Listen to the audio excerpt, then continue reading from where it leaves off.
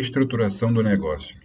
Nessa aula a gente vai ver como que o empreendimento imobiliário ele pode estar organizado, né? Dentro de que estrutura societária, jurídica, né, de composição da empresa que esse empreendimento ele pode estar organizado.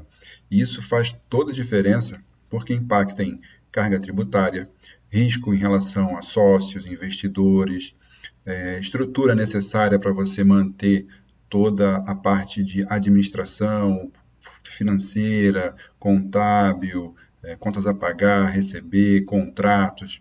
Então, tudo isso interfere, tem relevância, impacta na tributação, impacta na organização da empresa, na forma de você conduzir e até de captar recursos. Então, a gente vai ver, basicamente, 4 pontos, tá? Não necessariamente os 4 são 4 alternativas, não são 4 opções. Alguns deles trabalham em conjunto, que são no modelo de puramente incorporadora, a sociedade de propósito específico, que é a SPE, a sociedade em conta de participação, que é a SCP, e o patrimônio de afetação. A gente vai ver esses 4 elementos, como eles trabalham, podem trabalhar combinados, e é necessário o empreendedor resolver, decidir, definir qual modelo vai adotar.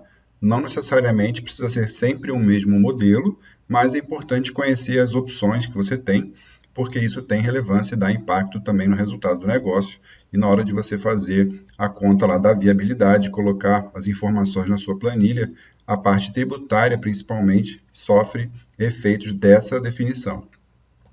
O primeiro que a gente vai ver aqui é o modelo de incorporadora. O que é a incorporadora? A incorporadora é uma empresa que tem dentro do seu objeto social, do seu objetivo, o desenvolvimento de empreendimento imobiliário. Então, a gente tem a possibilidade de todos os empreendimentos que ela for desenvolvendo serem todos dentro de um mesmo CNPJ. Ela simplesmente vai abrindo, né, vai começando novos empreendimentos, vai ali abrindo, né, o registro referente àqueles empreendimentos, mas é tudo dentro de um mesmo CNPJ, o faturamento é tudo dentro da mesma empresa, é tudo dentro da mesma estrutura.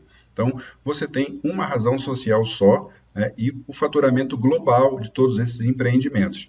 Em fases diferentes, não importa, você pode ir lançando um em relação ao outro. Uma questão importante em relação a isso é que o passivo trabalhista de cada um desses empreendimentos vai se somando ao da empresa. Então, você vai ter um acumulado, né, disso.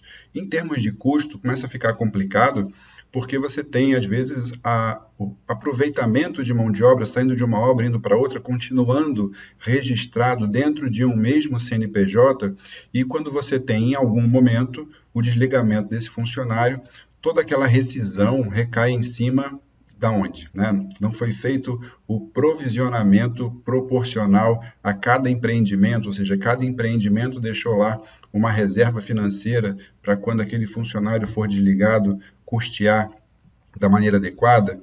Então, esse é um tipo de problema, né? Então, referente a desligamentos, né? Mas também em relação a qualquer tipo de ações. Então, você pode ter, às vezes, ação trabalhista de um empreendimento complicando o desenvolvimento de empreendimentos futuros, né? Você tem aquele passivo ali, aquele problema que está agarrado no CNPJ da empresa. Como todos os empreendimentos estão no mesmo CNPJ, as coisas se misturam, elas se confundem. Então, para a gestão de custo, né, também é uma questão complicada, porque você tem tudo dentro do mesmo CNPJ.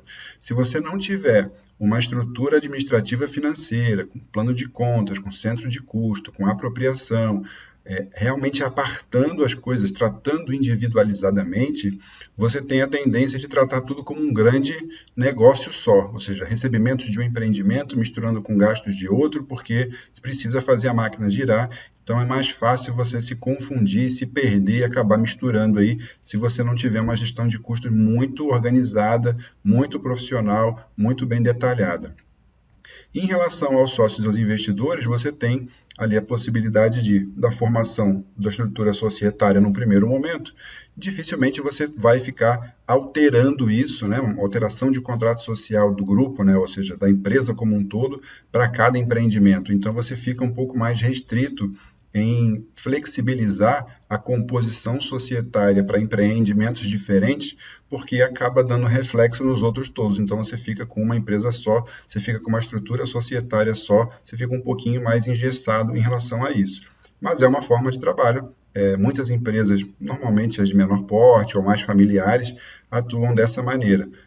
Dá mais poder, dá mais condição do diretor, do gestor, do presidente, do dono da empresa mexer em tudo ao mesmo tempo. Ele tem um poder de ação maior. Isso pode ajudar e pode atrapalhar. Num primeiro momento pode ajudar, porque dá mais flexibilidade, dá mais poder, dá mais dinamismo, mas a partir do momento que você tem um certo volume ou você precisa profissionalizar, isso começa a ser um limitador, começa a ser um complicador. Tá? Então, modelo de incorporadora é uma possibilidade atuar só dessa forma. E a carga tributária é a carga tributária de incorporação, que dependendo do faturamento aí vai na faixa dos 7%. Depois a gente vai falar sobre isso quando falar de tributos. Uma outra opção é a sociedade em propósito específico. A sociedade de propósito específico, ela é uma nova empresa.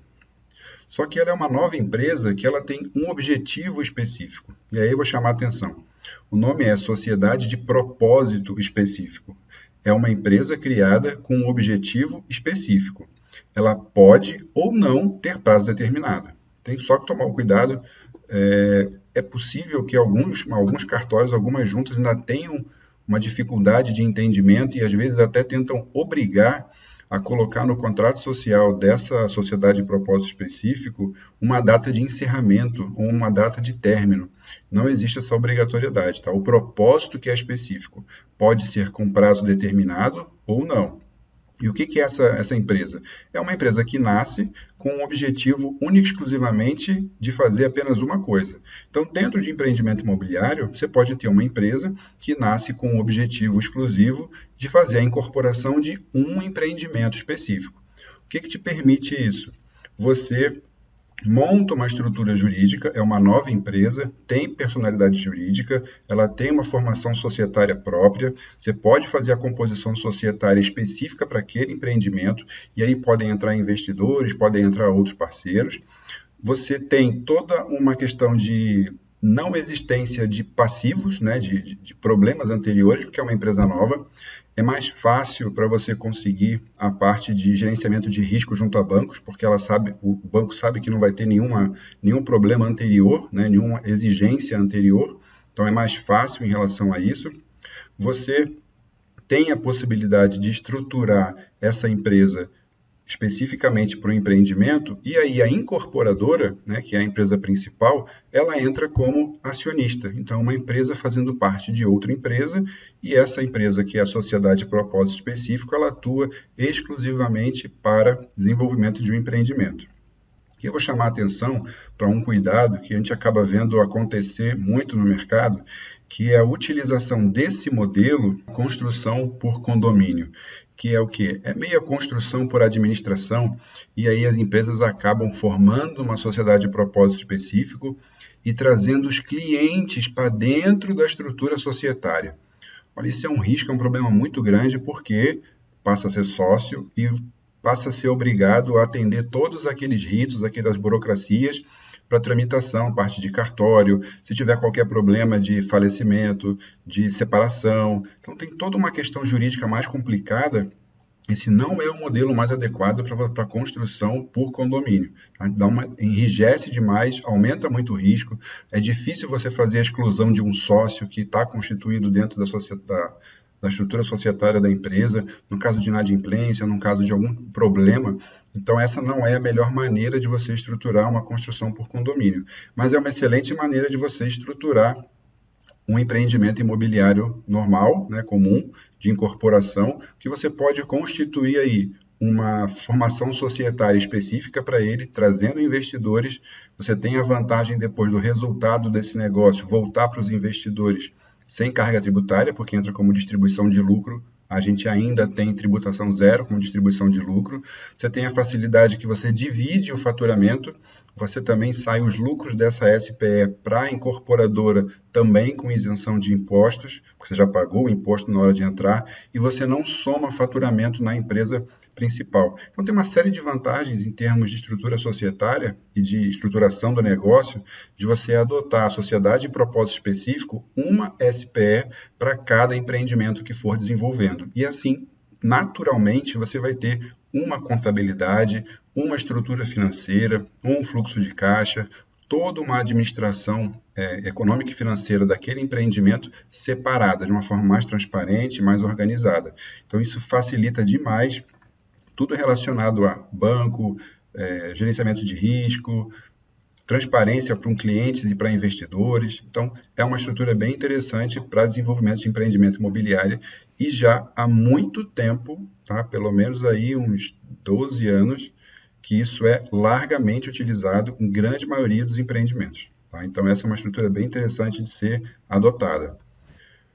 Outra possibilidade é a sociedade em conta de participação. Ela é muito parecida com a sociedade de propósito específico, com a diferença de a sociedade em conta de participação, ela não tem personalidade jurídica. Você não cria uma nova empresa, mas você tem a possibilidade de ali formar um outro conjunto de sócios para desenvolver aquele empreendimento, para desenvolver aquele negócio, mas o contrato aí produz efeitos só entre os sócios. A vantagem é que simplifica procedimentos, né? Você consegue ter a incorporadora como a sócia ostensiva, ou seja, a sócia que aparece, a sócia que vai ser representar aquele grupo, então ela pode fazer toda a parte de tramitação de aprovações, de cartório, ela tem autoridade, ela tem poderes para isso, e da mesma forma os sócios têm a vantagem da isenção de tributos na distribuição de lucros desse negócio. Então ele é um modelo mais simples, apesar de não ter personalidade jurídica, é relativamente recente uma instrução normativa que exige apenas o registro dessa sociedade em conta de participação na junta comercial. Então, ele é registrado, ela ganha um número, até por efeito de imposto de renda, de declaração e de identificação dos sócios, mas ela não tem personalidade jurídica. O responsável jurídico é o sócio ostensivo, que normalmente é a incorporadora, né, que é a sócia ostensiva da SCP.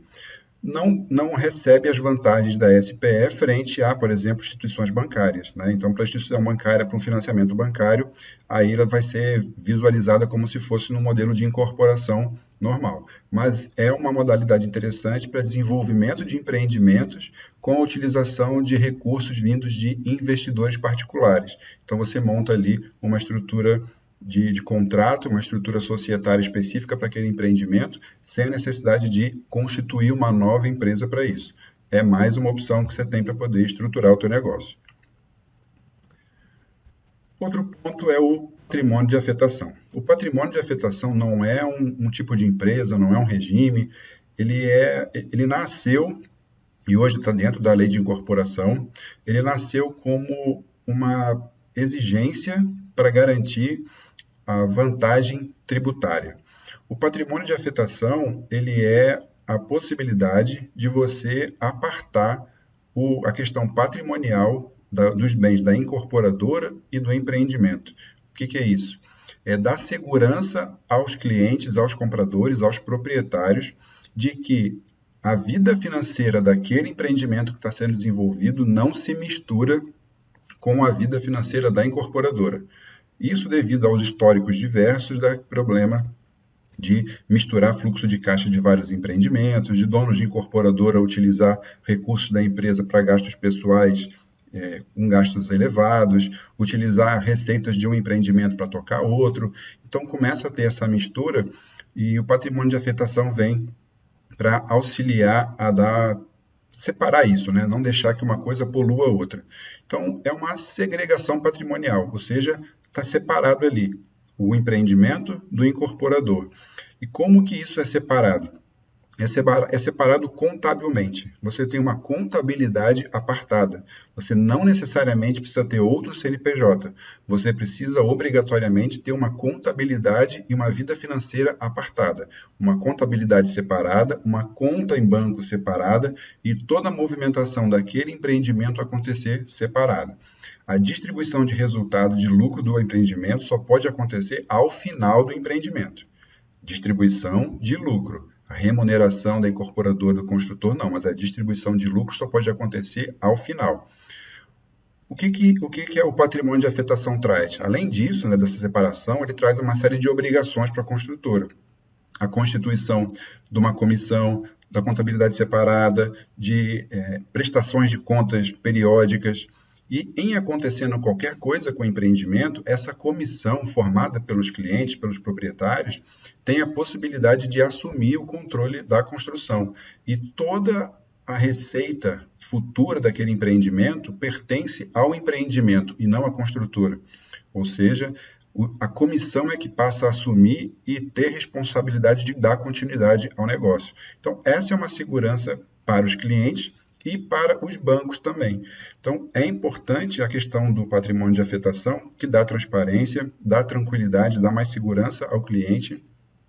E para incentivar isso, como a adoção do patrimônio de afetação ela não é obrigatória, ela é por escolha, né? O empreendedor é que decide se adota ou não, como forma de incentivo, a legislação oferta uma redução na carga tributária. Então, o empreendimento que adota o patrimônio de afetação, seguindo toda a sua normativa, tem uma vantagem tributária. Então, os tributos todos são reduzidos a 4% para empreendimentos normais e 1% para empreendimentos de interesse social, frente a mais ou menos 7%, que é a carga tributária normal. Então, você tem aí uma redução perto de 3% do VGV, ou seja, de 3% de todo o faturamento. Então, 3% de todo o faturamento é uma vantagem tributária muito interessante. E claro que isso faz toda a diferença lá na hora de fazer a viabilidade. Na hora de a gente colocar as informações relacionadas aos tributos, você vai colocar 4% é um resultado, se colocar 7% é outro resultado. De qualquer forma, a distribuição de lucro é só ao final do empreendimento. Aqui tem um ponto importante, que existia um impasse, porque existia um entendimento da Receita que o regime especial tributário, a vantagem tributária, ela se encerraria quando do habite-se do empreendimento, ou seja, a vantagem tributária é só por você estar com patrimônio apartado em segurança aos proprietários, pelo risco daquele empreendimento não terminar. A partir do momento que o empreendimento termina, esse risco não existe mais, a vantagem tributária cessaria, ou seja, todo o fluxo de recebimentos posteriores ao habite-se voltariam à carga tributária normal de 7%. E esse entendimento foi vigente por um bom tempo. Agora, no final de 2019, teve uma alteração de legislação e, a partir de janeiro de 2020, já está em legislação, já está valendo que não. O regime especial tributário vale para toda a vida do empreendimento. Isso também muda substancialmente, porque tem impacto no fluxo, né, de receita ali do empreendimento. Porque antes se tentava puxar para poder ter incentivo, ter vantagem de receitas mais anteriores, ou seja, antes do término do empreendimento. Agora, em relação a esse ponto, é indiferente. Todas as receitas referentes àquele empreendimento estão garantidas o regime especial tributário, desde que atendida às suas exigências. O registro na Junta Comercial, o registro na Receita Federal, a contabilidade apartada, a comissão formada pelos proprietários, as assembleias periódicas, toda a rotina que está lá dentro da legislação, a maneira que tem que atender. Então, esses 4 elementos, eles vão te dar uma série de opções de como você pode constituir o seu negócio. Então, você pode ter uma incorporadora que, para desenvolver determinado empreendimento, pode utilizar uma sociedade de propósito específico e o patrimônio de afetação, vai ter um CNPJ específico para aquele empreendimento, vai ter uma vantagem tributária para aquele empreendimento. Para outro empreendimento, ela pode trabalhar via sociedade em conta de participação, também pode ter patrimônio de afetação, e eu também posso ter patrimônio de afetação sem ter sociedade de conta de participação nem sociedade de propósito específico.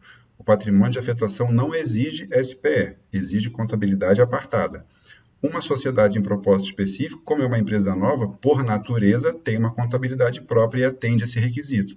Mas não existe a obrigatoriedade de ter uma SPE para entrar no patrimônio de afetação, para ir ter o regime especial tributário. Então, são 4 ferramentas que elas podem trabalhar em conjunto e formar soluções específicas para diferentes tipos de empreendimento, de acordo também com a sua estratégia de captação de recursos. Você vai fazer recurso via instituição bancária, é interessante que tenha uma sociedade em propósito específico, um patrimônio de afetação, que é mais fácil de você passar ali no gerenciamento de risco e de mostrar uma estrutura interessante. A parte de capacidade financeira vai entrar a incorporadora, mostrando know-how técnico, mostrando capacidade financeira. Mas o desenvolvimento do empreendimento, ele entra sem passivo. É mais fácil você conseguir tramitação e financiamento bancário dessa maneira. Já junto, de repente, a investidor individual, investidor privado, a sociedade em conta de participação pode ser mais interessante. Ela é mais flexível, ela é mais fácil, deixa lá o sócio oculto, ele não aparece, então ele tem uma série de proteções. É mais fácil, de repente, você ter esse modelo também para desenvolver empreendimentos com um conjunto de 5, 10 investidores individuais que gostam de aportar, de atuar no mercado imobiliário como negócio. A sociedade em conta de participação é um modelo interessante e atende bem dessa forma, também com distribuição de lucros sem tributação. Então, esses 4 são as opções que o empreendedor tem para estruturar o seu negócio. Agora, o importante, a primeira etapa do planejamento tributário é sempre o planejamento societário. Então, primeiro você precisa definir qual modelo desse ou conjunto formado por essas opções você vai adotar de acordo com a sua estratégia comercial, de acordo com a sua forma de gestão, de acordo com como vai ser a tua captação de recursos. Definido essa estruturação societária, essa estruturação do negócio, aí sim a questão tributária vai ser consequência disso. Então, primeiro planeja como vai ser a tua estruturação. Eu preciso fazer captação junto com investidores, mas aí eu não consigo ter patrimônio de afetação por um motivo A ou B e eu não vou perder aqueles 3%. Tá, mas de repente você consegue um dinheiro mais barato ou formar um conjunto de investidores para trazer para próxima da sua empresa e gerar um primeiro empreendimento para você quebrar uma inércia. Isso é muito comum com incorporadoras jovens, não conseguem ainda comprovar capacidade financeira e técnica junto à instituição bancária e no segundo empreendimento formam um grupo de investidores para bancar aquilo. Na verdade, ela vai trabalhar com um resultado financeiro muito baixo. O que ela está fazendo? Gerando caixa, gerando histórico, gerando movimentação financeira, ganhando know-how. E aí uma estruturação interessante pode ser via incorporadora e sociedade em conta de participação. Nesse primeiro momento, deixa o resultado para os investidores. A partir do momento que você já tem o know-how, que você já tem o histórico financeiro, que você já consegue formar uma estrutura com mais histórico, aí sim você passa para uma SPE, um patrimônio de afetação, vai um recurso financeiro junto à instituição bancária. Então, tudo depende do momento, depende da estratégia, da forma de posicionamento da empresa. Agora, existem essas 4 opções e a partir delas você define a que é mais adequada para o seu empreendimento imobiliário.